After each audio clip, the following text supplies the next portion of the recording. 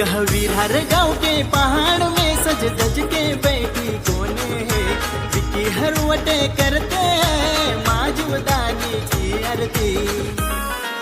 सच्चे दिल से दिया माँ को माँ,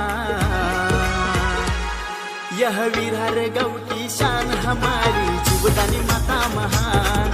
यह विरार गाँव की शान हमारी जीवदानी माता महान। यह विरार गाँव की शान हमारी जीवदानी माता महान।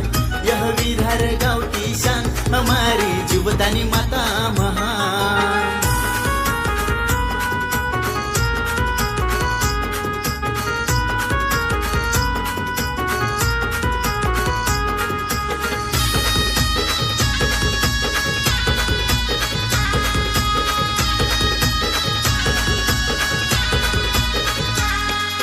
माँ कुल स्वामी ने है कून